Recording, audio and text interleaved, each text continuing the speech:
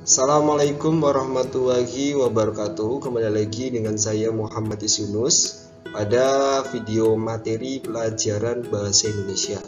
Kali ini kita akan kembali mempelajari, memahami dan mencipta cerita fantasi, ya, bagian yang kedua. Pada bagian ini, materi ini, kita akan membahas tentang struktur bahasa atau kebahasaan dan juga struktur daripada cerita narasi itu sendiri. Seperti apa pembahasannya, tapi lebih dulu kita akan membahas tentang tujuan daripada pembelajaran kita ini. Ya, ini adalah tujuan pembelajaran kita, antara lain siswa dapat mengidentifikasi ciri umum dan struktur teks cerita narasi, dan yang kedua, siswa dapat menyimpulkan isi cerita narasi baik tulisan ataupun lisan. Selanjutnya, menelaah struktur dan kebahasan cerita fantasi. Bagian awal sering juga disebut bagian pengenalan, orientasi. Fungsinya adalah mengantarkan cerita. Pada bagian ini dikenalkan latar cerita, tokoh, watak-wataknya. Bagian tengah merupakan rangkaian kejadian atau peristiwa hingga ke bagian klimaks atau inti cerita saat masalah utama diceritakan. Bagian akhir, bagian ini menjawab masalah utama, tentu saja dijawab dalam bentuk rangkaian peristiwa atau kejadian juga. Bagian terakhir adalah kesimpulan dan penutup cerita. Berikut ini ada sebuah teks berjudul Belajar dengan Gajah Mada. Pada bagian ini masuk ke struktur orientasi, yaitu mengenalkan latar dan tokoh. Minggu pagi yang cerah, Ardi, Handi, dan Dani berada di Candi Trowulan. Mereka merupakan siswa pilihan dari sebuah SMP yang sedang melakukan tugas pengamatan untuk karya ilmiah remaja. Di tengah keramaian orang yang sedang berwisata, mereka sibuk menyelesaikan laporannya.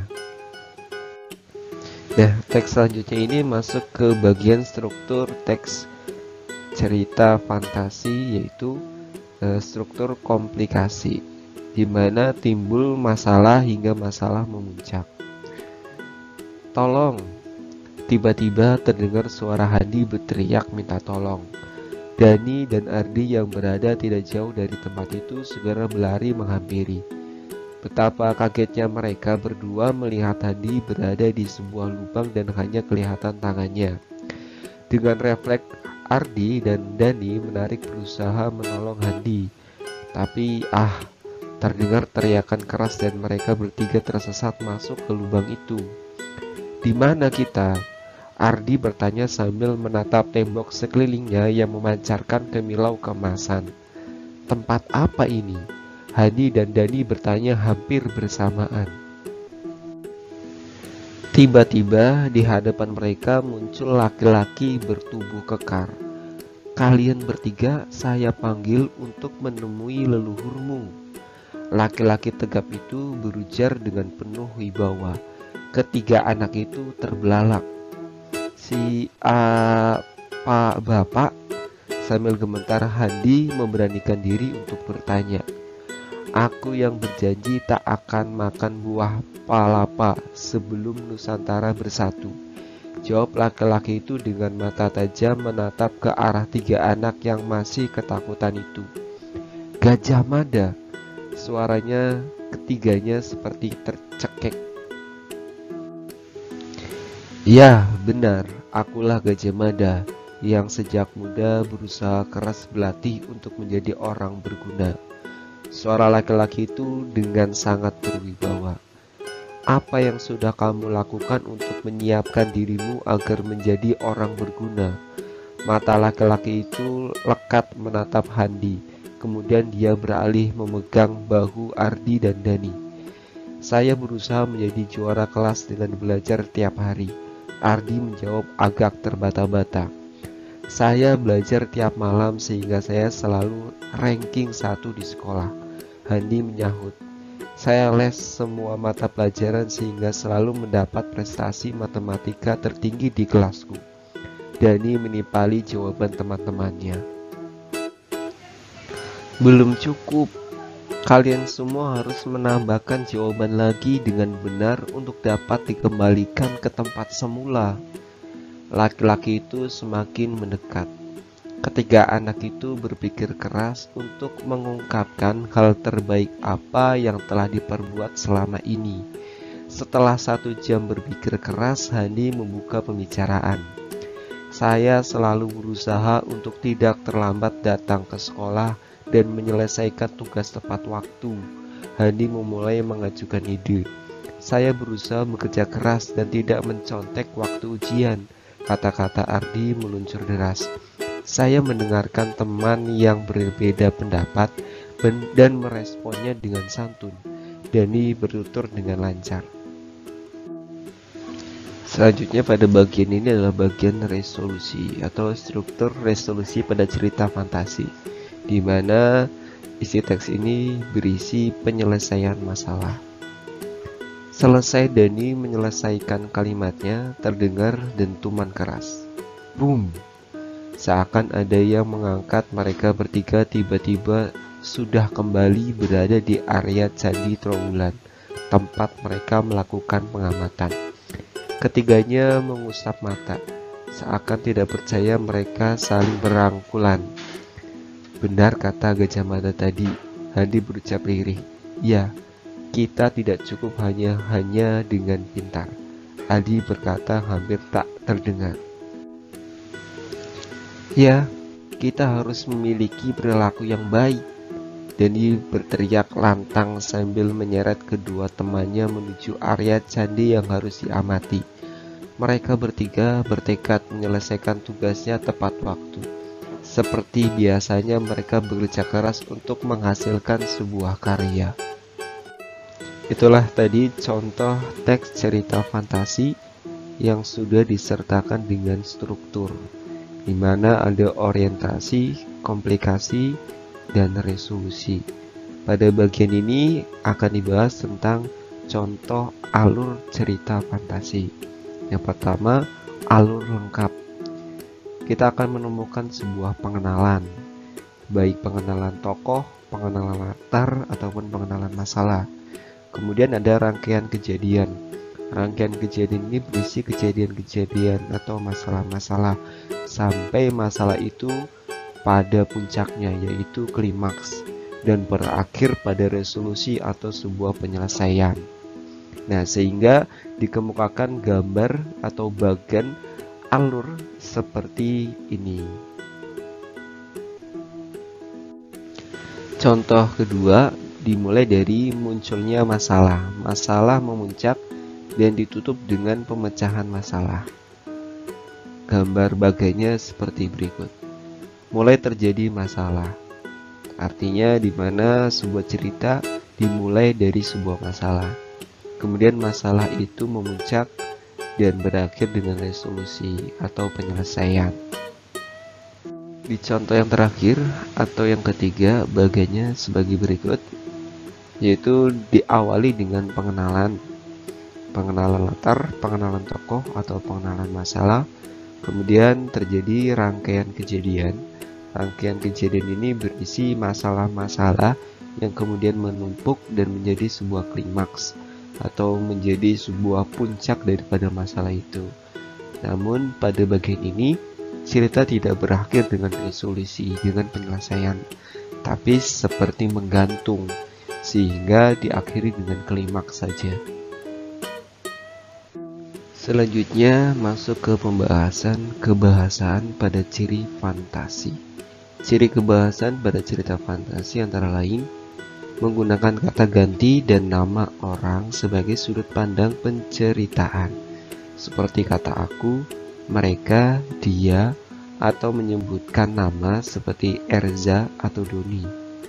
Yang kedua, menggunakan kata yang menserap panca indera untuk deskripsi latar, seperti penggambaran tempat, penggambaran waktu, atau penggambaran suasana.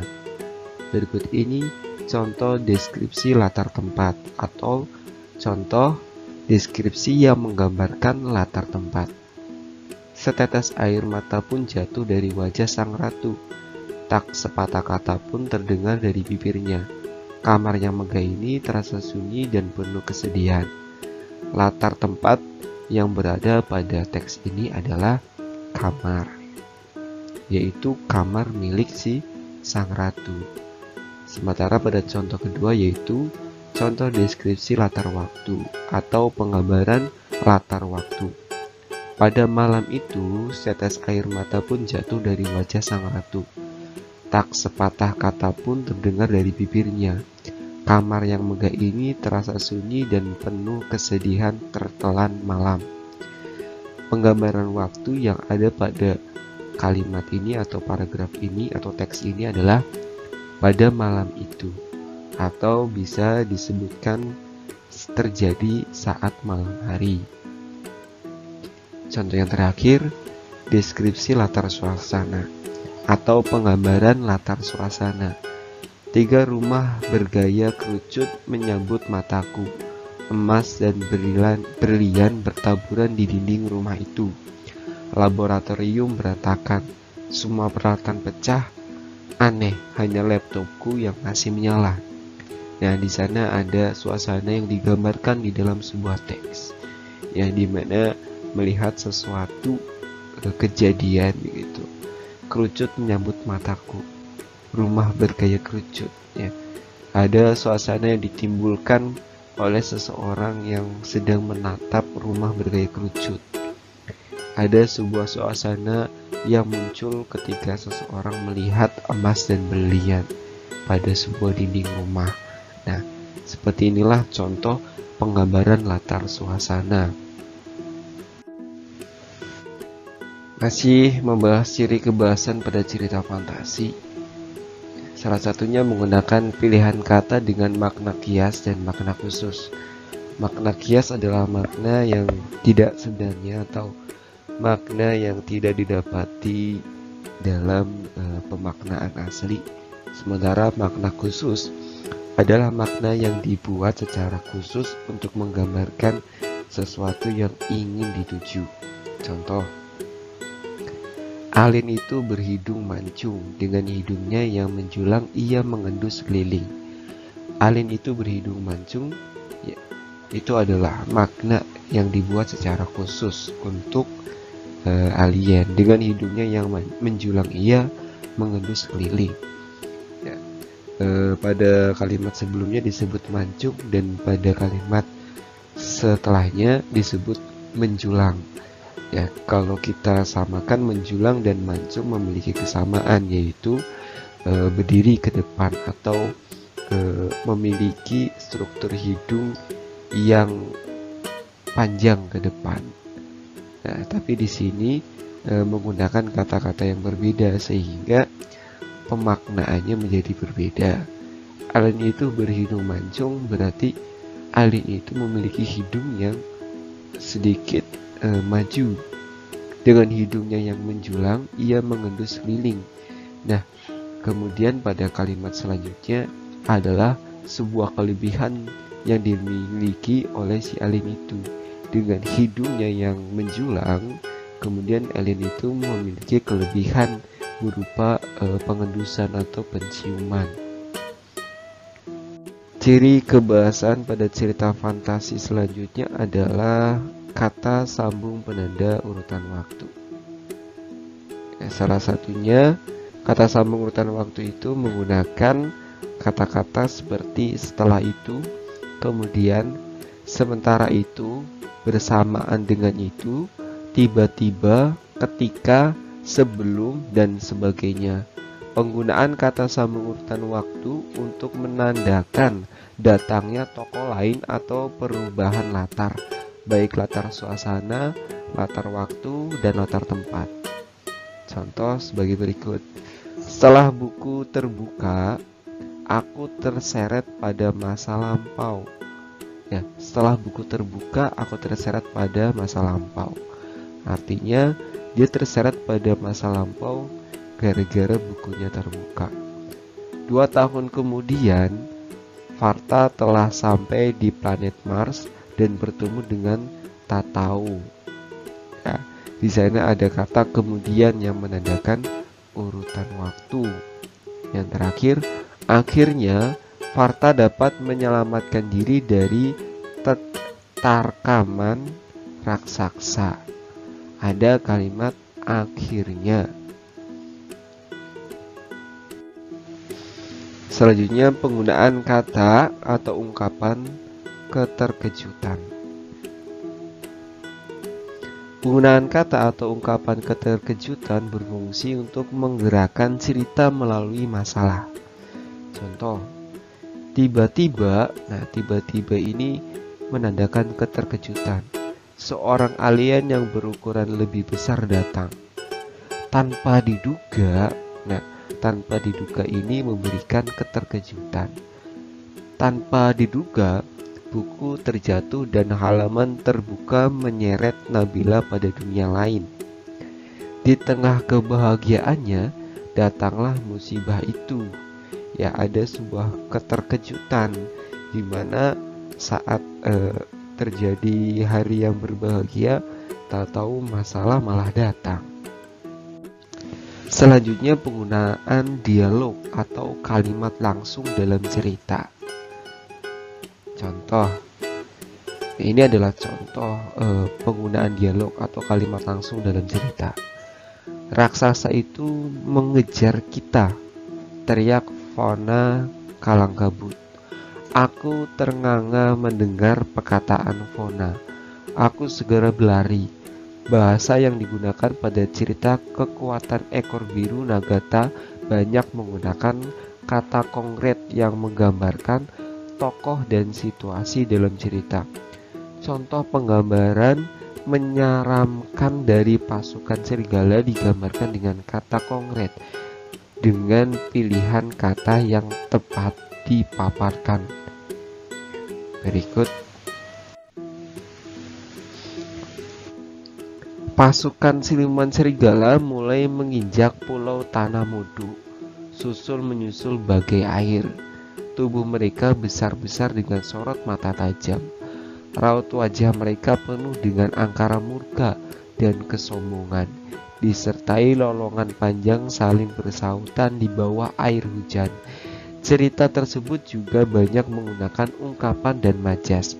Ungkapan berjuang hingga titik darah penghabisan untuk membela tanah air tercinta. Terukir indah di hati. Mereka merupakan bukti bahwa cerita ini menggunakan ungkapan majas untuk menggambarkan suasana penyerangan.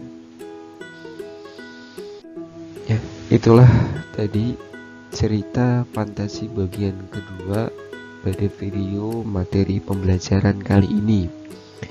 Ya, adapun kesimpulannya, pada cerita fantasi ternyata memiliki 3 struktur, yaitu orientasi, komplikasi, dan resolusi. Kemudian cerita fantasi juga memiliki beberapa jenis alur. Ada alur utuh, ya, seperti alur pada umumnya, di mana diawali dari pengenalan dan berakhir pada sebuah penyelesaian atau set ending. Yang kedua, ada yang dimulai dari permasalahan, dan yang ketiga, ada yang diakhiri tanpa adanya penyelesaian atau ceritanya menggantung. Kemudian tadi juga ciri kebahasaannya beraneka ragam, mulai dari penggambaran latar, waktu, kemudian tadi menggunakan sudut pandang yang berbeda seperti aku, kamu, dia, mereka, sudut pandang orang pertama atau sudut pandang orang kedua. Kemudian tadi di dalam ciri kebahasaan ada juga yang digambarkan secara langsung melalui dialog, atau juga tadi telah disampaikan pada ciri kebahasaan ada juga yang menggunakan kalimat penanda urutan waktu atau kata penanda urutan waktu seperti kemudian, setelah itu, dan lain sebagainya. Mudah-mudahan video pembelajaran kali ini dapat dicerna dengan baik.